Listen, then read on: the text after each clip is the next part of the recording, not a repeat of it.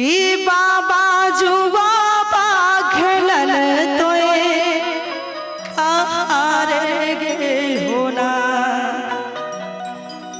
जब बेटी का शादी पिताजी फिक्स करके आते हैं बड़तुहारी करके कि आज दूल्हा फिक्स हो गया है, फलना डेट में शादी होगा, तो बेटी पापा से सवाल करती है कौन भाव में कुहक कुहक के। अगर गाना हर टाइप का होता है लेकिन उसको दिल से सुनिएगा ना तो दिल को चुभ जाता है। और कौन भाव में कहती है पुत्री अपने पिताजी से, बाबा जुआ खेलन तोए हारे गेल होना। बाबा जुआ में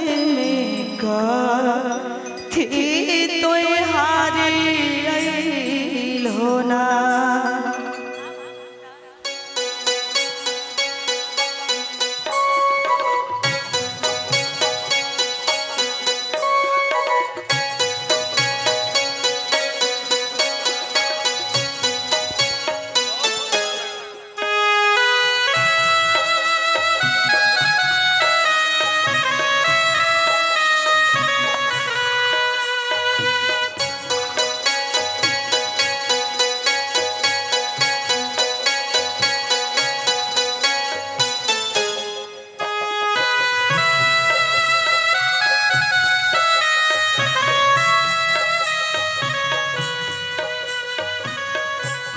बाबा जुआ खेलन तोए हारे गेल होना।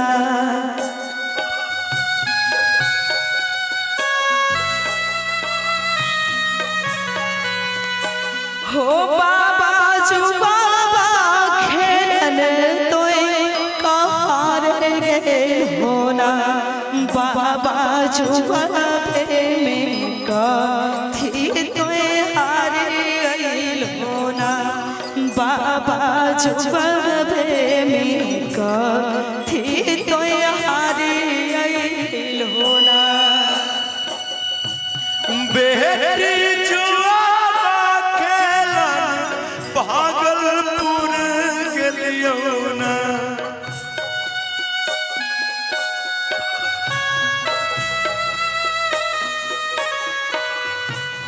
बेटी जुआ खेलन भागलपुर गेलियो ना।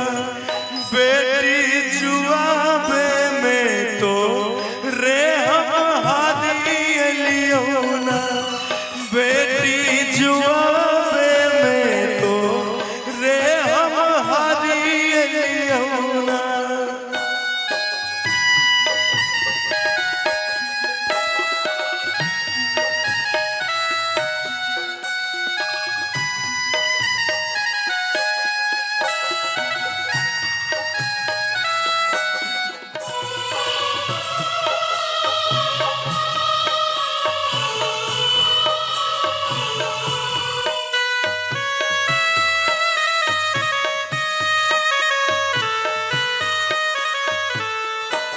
बाबा बेटवा पुतहिया के तोए हारे गेल होना।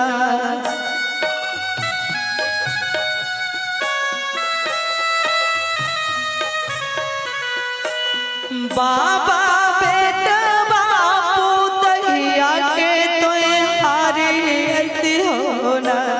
बाबा अपन दुलारी बेटी के रखी होना। बाबा अपन दुलारी बेटी के रखी होना। बेटी बेटा बापू तो हिया पर माया होई छैना।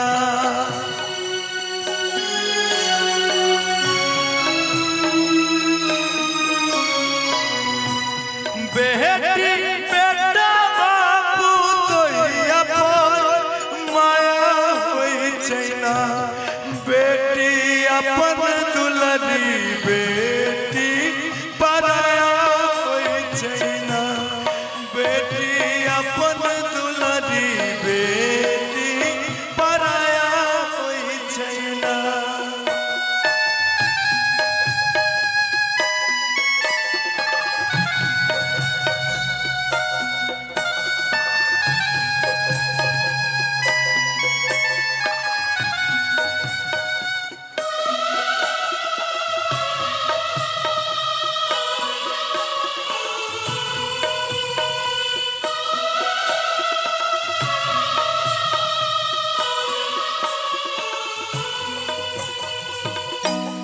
भैया जो बाबा खेलन तोय कार गेल होना।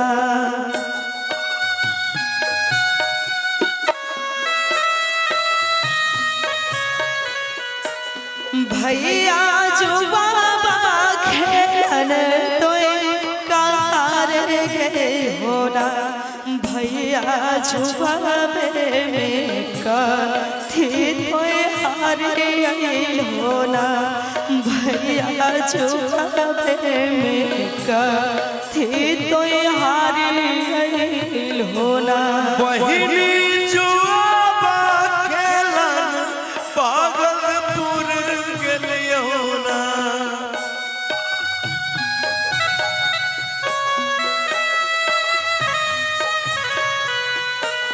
बहिनी जुआबा खेलन भागलपुर गेलियो ना।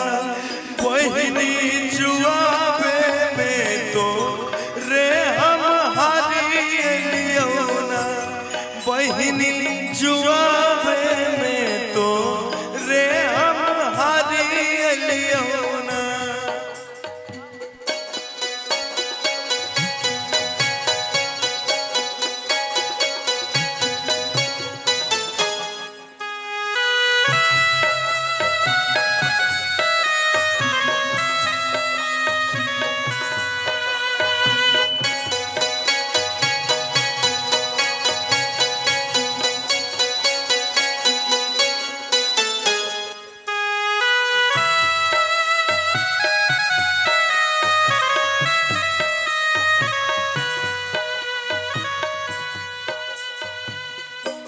भैया गैया भैंसिया के तोय हार गइल होना। भैया गैया भैंसिया के तोय हार गइल होना। भैया अपन दुलारी बहिनी के रखिल होना। भैया अपन दुलारी बहिनी के रखिल होना। बहिना गैया भैंसिया पर माया होई छैना। बहिना गैया भैंसिया पर माया होई छैना। बहिना अपन दुलरी बहिनी पराया होई छैना। भैया अपन दुलारी बहिनी के रखिल होना। भैया अपन दुलारी बहिनी के रखिल होना। भैया अपन दुलारी बहिनी के रखिल होना। और इस तरह की प्रस्तुति के लिए एक बार जोरदार तालियां उषा जी के लिए होनी चाहिए। हम लोग फिर सुनेंगे आपको, है ना। तब तक के लिए बहुत बहुत धन्यवाद। हाँ उषा जी, देखिए मेरे चाचा जी के साथ फोटो खिंचवाइए आप। और बहुत